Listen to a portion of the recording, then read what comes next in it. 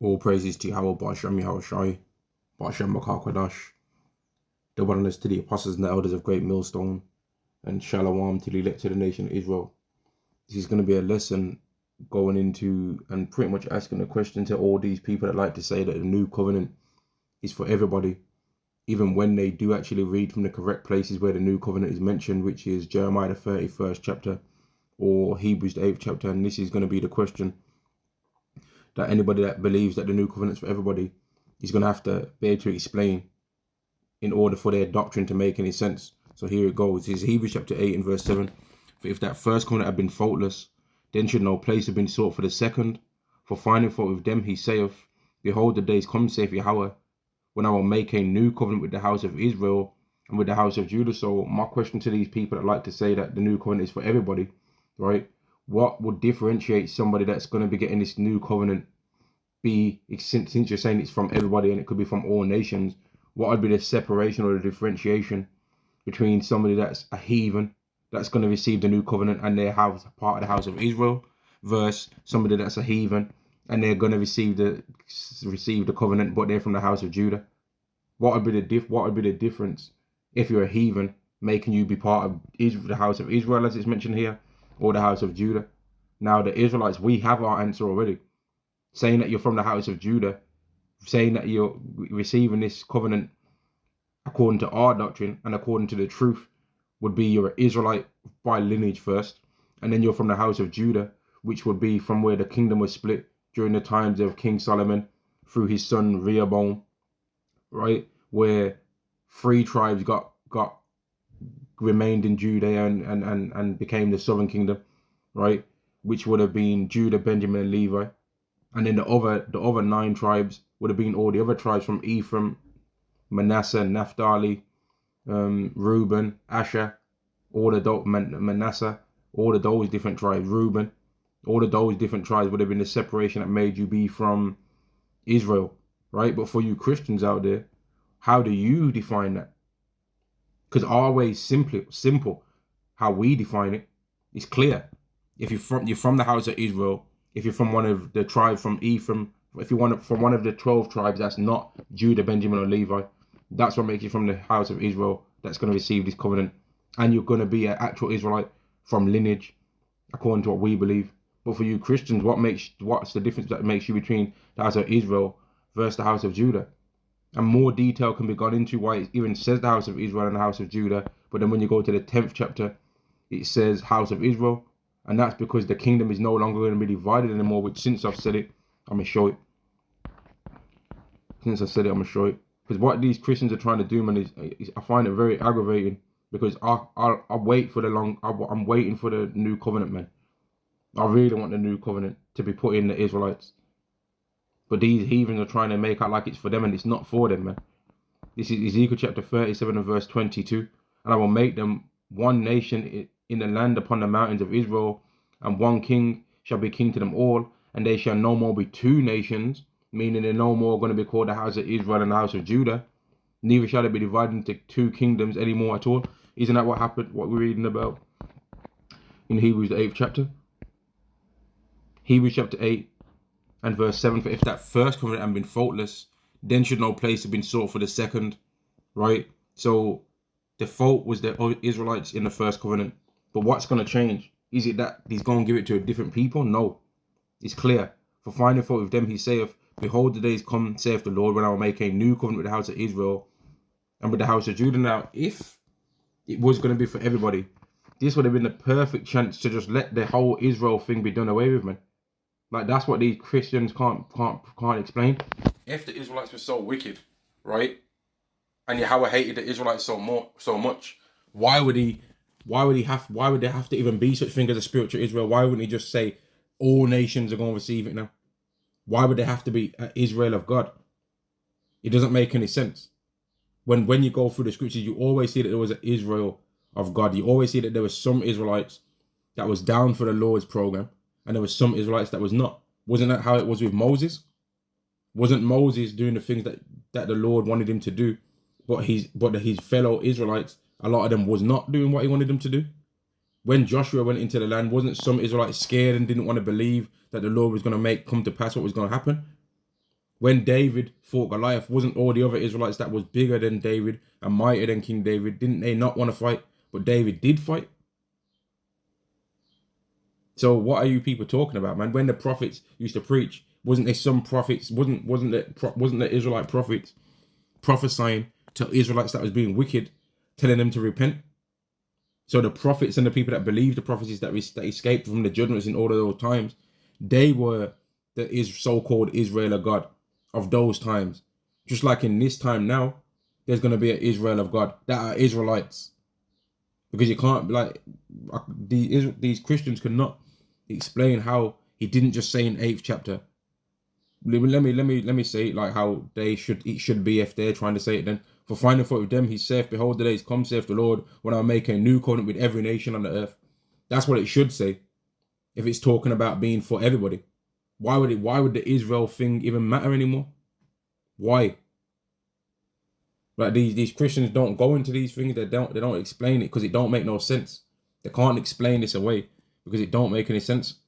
And if they're saying it is saying our house, we can I'm spiritually from the house of Judah. Well, what's the difference that makes you spiritually from the house of Judah versus somebody else spiritually from the house of Israel? What's your answer to that question?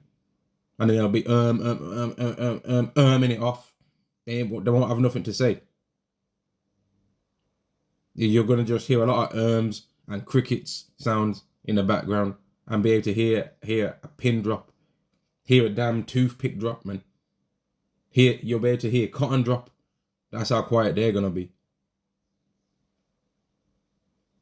Verse 8, for finding fault with them, he saith, behold, the days come, saith the Lord, when I make a new covenant with the house of Israel and with the house of Judah. So let's say they come up with a bugged out excuse. Well, what spiritually makes me from the house of Israel and somebody else from the house of Judah is that my spirit more resonates with being part of the Judites because I'm more of a leader type. Yeah, well, let's see.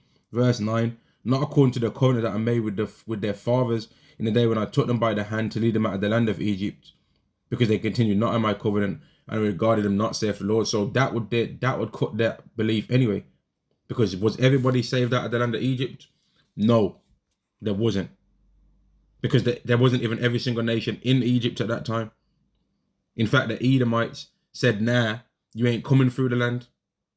They said, if you try and come through this land to get to your land, we're going to be coming after you with the sword. We ain't trying to hear that. You try and come through this land. They wasn't trying to hear Moses saying we're brethren, we're the closest lineage between each other on this earth. They wasn't trying to hear none of that. They wanted to get carnal, man. They wanted a battle right there and then. They saw that we was weakened. They saw that we'd just escaped from a hard time, right? They didn't have fear in their hearts about it. They wanted to murk us off, man. Some of the other nations had fear, but the Edomites, this is how you know Esau was wicked, man. The Edomites didn't even really have that much fear, man. And that's why the Edomites are going to be used to instill fear into everybody else, because the Edomites don't fear God really, man. But once the Edomites get done away with, Obadiah 1st chapter and 18th verse, every other nation is going to be like, man, you heard what happened to the last heathens that tried to mess with these nations, right? You heard what happened to the last fools that tried it. So we better stay in our lane. Hebrews chapter 8 and verse 9, not according to the covenant that I made with their fathers in the day when I took them by the hand to lead them out of the land of Egypt, because they continued not in my covenant, I regarded them not, saith the Lord. For this is the covenant that I'll make with the house of Israel after those days, saith the Lord. Now I already went into why it says the house of Israel, because according to Ezekiel 37, right, the nations are going to be gathered. The whole nation is going to be gathered. All 12 tribes. There ain't going to be someone saying, I'm Levi, but I don't know where the other one. The other ones are lost, brother. There ain't going to be no one saying that. We're going to know where every single one is. And there's going to be somebody that will say, Shalom, ban this tribe, ban that son of this, son of that, this tribe of that tribe, that and that. There ain't going to be nobody saying, I don't know, they're lost. We're waiting for them somewhere. Nah, there ain't going to be none of that. They're going to know where they are. And for all these Christians that are saying that this covenant's for everybody, well, explain what makes one person be from the house of Judah and what makes somebody else be from the house of Israel according to your doctrine. And then explain how it says, why it's mentioning that they came from the land of Egypt, that they were saved from the land of Egypt, when that didn't happen to everybody, because all nations was clearly not in the land. There was a whole bunch of Hamitic origin nations that was in the land of Canaan, that was going to be given to the Israelites at the time. The Jebusites, the Hittites, all of those people, the Amorites, all of them, they wasn't in the land. They wasn't taken out of Egypt. They was already somewhere else doing their own thing. So you people can't say that, man. The Cushites and all that, they wasn't there. They was building up their own nations, man, being wicked, doing child sacrifices in the land of Canaan. That's what the Canaanites was doing. But they wasn't in Egypt with us. Verse 10. For this is the covenant that I make with the house of Israel after those days, saith the Lord. I'll put my laws into their mind and write them in their hearts, and I'll be to them a power, and they shall be to me a people. So that's what's going to be happening for the Israelites. We're going to get the laws put within our heart, within our mind, and we're going to be righteous forevermore. Right? But they've got to explain, if they're saying that the new covenant is for everyone, right? That's fine for them to say that, even though it's not true. They can say that, but prove it then. Explain every single verse according to this, and explain how that happens, and then explain how it says in Isaiah the 2nd chapter and in Micah the 4th chapter that in the last days all the heathen nations are going to go to the Israelites to learn the law, and explain how it says that if they don't come up to serve the Lord, then they're going to perish, and they're not going to get no rain. So in Isaiah 60th chapter in the 12th verse, it says the nation that will not serve thee shall utterly perish.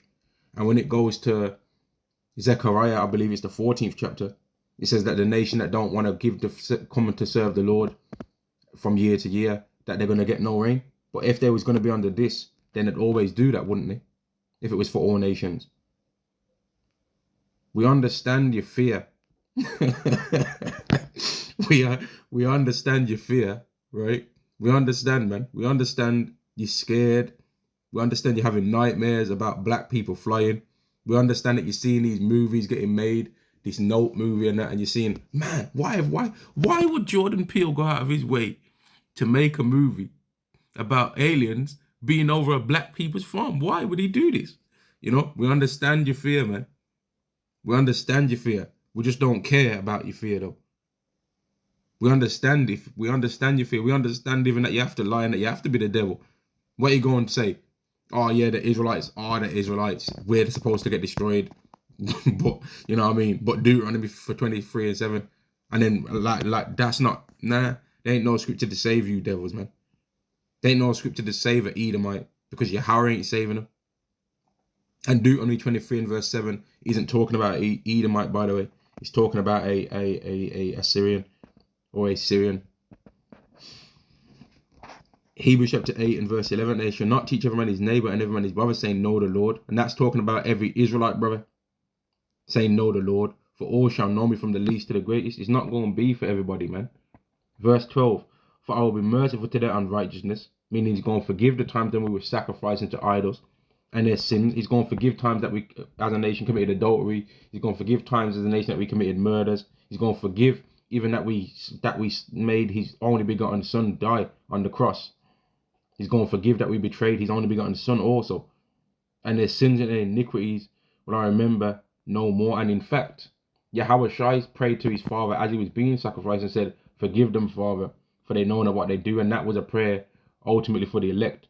But really, it covered the whole nation anyway, because he died for the whole nation's sins. The whole nation of the Israelites, not the whole world. For I will be merciful to their unrighteousness, and their sins and their iniquities will I remember no more. In that he saith a new covenant, he hath made the first old, because it is the old covenant, right? Now that which decayeth and waxeth old is ready to vanish away, and it is getting ready to vanish away completely. And we're getting ready to come out of this nightmare that we're in, man. Being underneath these wicked people. We're getting ready, man. It's just that we got to go through Jacob's trouble. But we're going to be saved out of it. I'm going to end the lesson there. All praises to Yahweh Ba'Hashem Yahweh Shai, Ba'Hashem Rakah Kwadash, and Shalom to the elect of the nation of Israel. Shalom.